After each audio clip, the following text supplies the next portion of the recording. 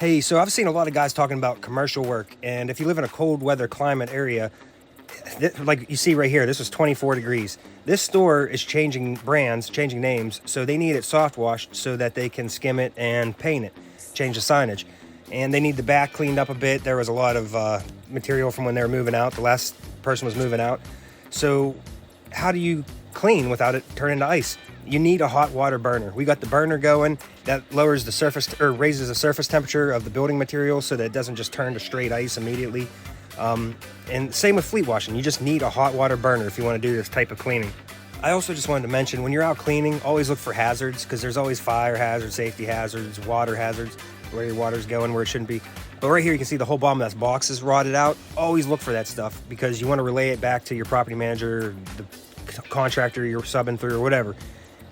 Also, how to keep your hands warm. See these nitro gloves? Wear them and put them in these.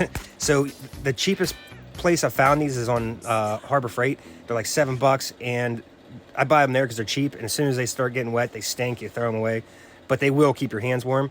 Please check us out. Our Facebook group is Exterior Cleaning Professionals.